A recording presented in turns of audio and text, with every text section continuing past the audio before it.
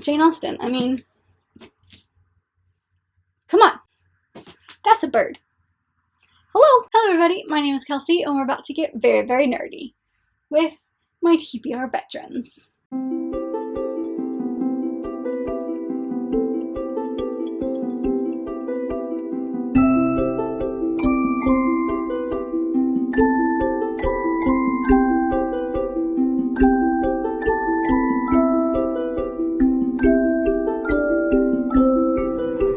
So if you guys remember, I did a video not too long ago reacting to my longtime TBR, which was a video that I did relatively soon after creating this channel, just kind of going over some of the books that I'd had on my shelves forever. And I reacted to that not too long ago, so I'll make sure I leave that above. But I thought after that, since most of the books on that list I don't have anymore, I thought that I would create an actual TBR Veterans video and hopefully try to get through most of these, and maybe next year or in a year or two when I look back on this video I will have read the books in here. That would be lovely. So I have quite a few books to go through, so I'm just gonna go ahead and get into them because I feel like this video doesn't need too much intro. So some of these are going to look familiar because I feel like some of these have been in recent videos, but the first one that I'm going to talk about is After Alice by Gregory Maguire. Gregory Maguire is an author that I can't ever say his name right. He's the one who wrote the Wicked series, so that's really what introduced me to his writing. But I've only ever read the first one, and there's 4 in that series. I have this one, and then I also have one called Confessions of an Ugly Stepsister. He's known for doing retellings of fairy tales. This one follows Alice from Alice in Wonderland. I don't actually know if it's like from a different, like maybe the Queen of Hearts. I don't actually know. But he always takes a very political tone to his works, and he's just an author that I've had a ton of stuff in. This is one that I've had on my shelves for quite a while. It's one that I've had my eyes on way before I ever actually bought the book. He's an author that I think that I would definitely enjoy now. So he's an author that I definitely need to read more of. Actually, let's put this down here because we're going to be here for quite a while. The next 3 are a series, so I'm going to mention them really quickly because I have talked about them many times before, and that is the Lord of the Rings series by J.R.R. Tolkien. These 3 specifically I've had for at least 10 or 11 years. My dad and I bought this box set when Borders bookstores were still in business, so that's been a very long time. I've talked about these many times, so I won't talk much more on them, but yeah, I've had this for a very long time. The next one is the very first book that I ever bought after starting my YouTube channel, and guess what?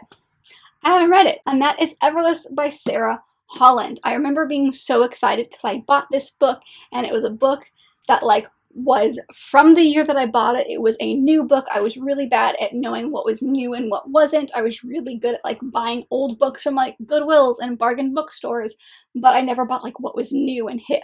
And so I felt so cool.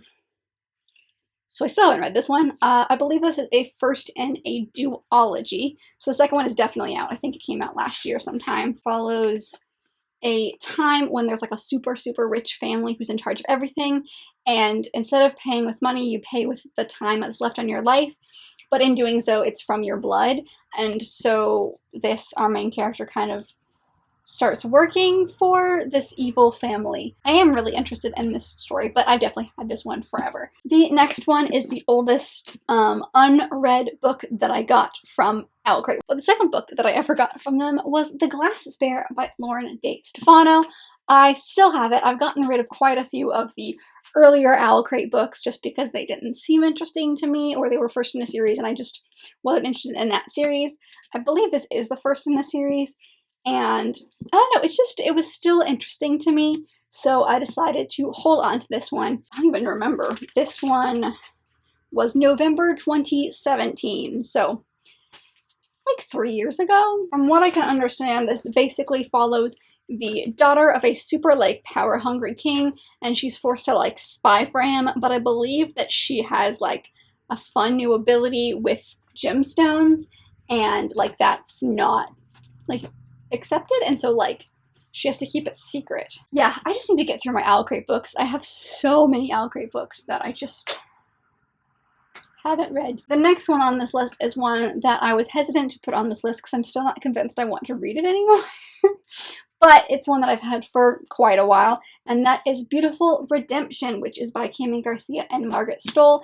This is the fourth in the Beautiful Creatures series. I've read the first three, but I was really bitter about what happened at the end of the third one that I refused to continue this one. I think I started the first chapter and I said, this is ridiculous. So I don't know how this world ends. It's the last one in the series, but I still have never read it, and I was obsessed with this series when I was in high school. So I'm not sure it's going to be my thing anymore, but like I still have it because it did mean so much to me. I loved the first one, and the third one I had signed by them. So I don't know. I put it on this list just because I've had it for a very long time, and like maybe my feelings have, like, now that I've had time to step back from it, maybe I can do it, because I still remember vividly what happens at the end. So the next actually few that you're going to see are all Jane Austen-y related, but these two are by the same author, and that is Rude Awakenings of a Jane Austen Addict and Confessions of a Jane Austen Addict by Lori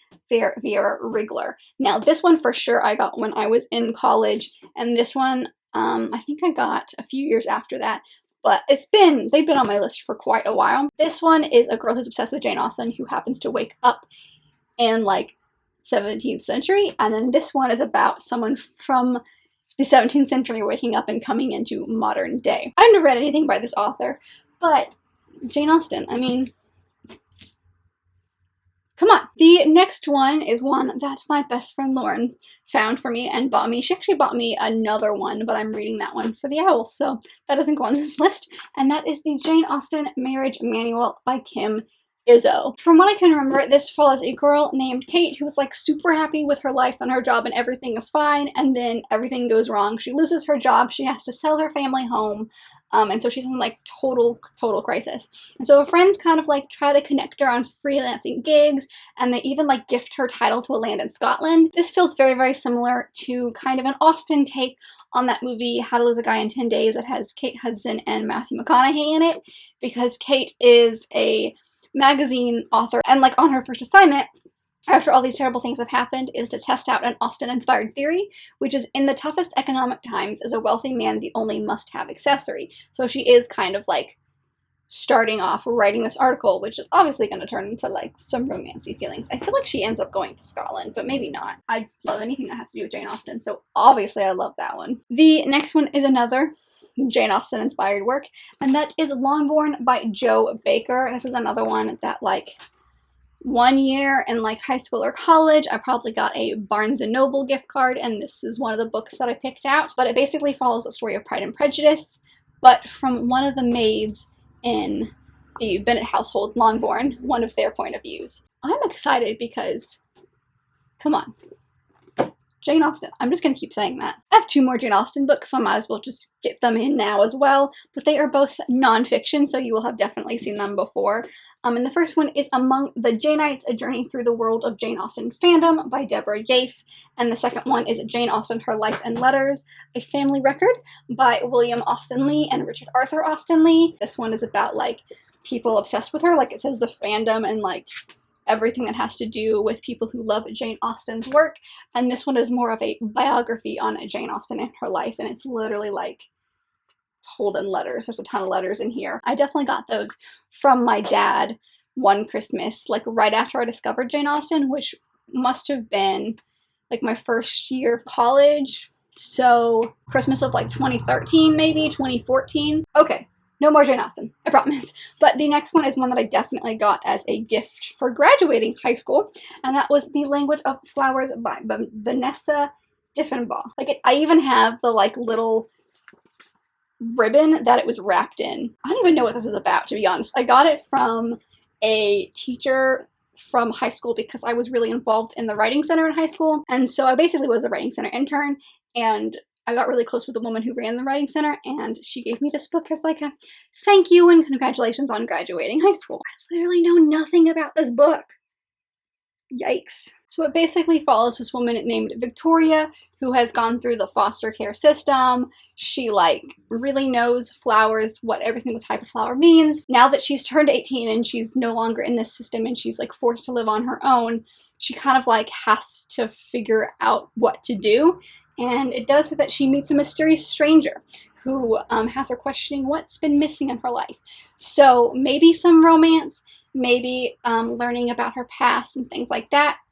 I don't really know. The next two books I'm also going to do together just because they are both poetry collections, but they are not by the same author. The first one is called Ballistics by Billy Collins, and the second one is a premiere book of major poets.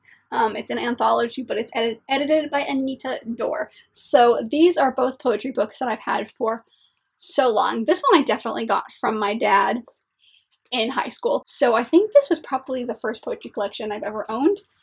Never read it. And then this one I know that my mom gave me for Christmas one year, and it's also one that, like, it's just a poetry collection. It's an anthology, and I should have read this one as well.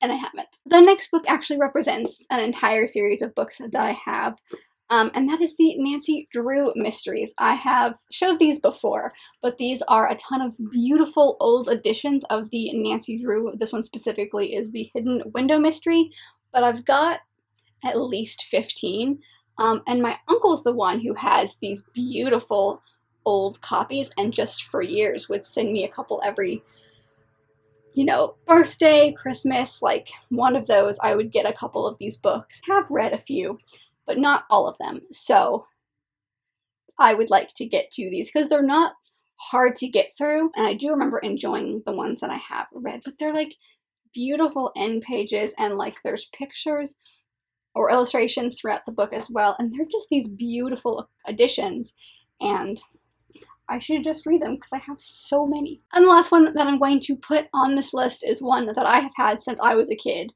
Like, I just never read this. I think I was supposed to read this for class or for school or like summer reading when they would send home those lists of books that you were supposed to read throughout the summer and then never asked you about them, so you literally just read to read, which I did anyway, but like, come on y'all. This one is one that is definitely a classic and I have not read it. I'm hoping to change that in the Believe-a-thon, which is coming up in May, but that is James and the Giant Peach by Roald Dahl, and I've read a good chunk of his, but like I never read this one, and it's such a beautiful copy as well, and like it's not big, it's a children's book, and I just, ooh, the illustrations are so cool, but like I just never read the story, and I should have, but I haven't, so it goes in with the rest of the TBR Veterans. But that's all I've got for you guys today. I hope you enjoyed watching this video. Hopefully in a couple weeks? No, in a couple years when I come back and watch this video, I will have read quite a lot of these. But let me know down below if you've read any of these books or what a book on your TBR you've had for the longest time, because we all have some TBR veterans. Thank you guys so much for watching me just make a fool of myself yet again. But if you did like this video, make sure to give it a big thumbs up and subscribe it down below if you'd like to be part of this awesome growing family. I've got all my social media down there as well if you'd like to follow along on any of those, and I will see you on my next video. Bye!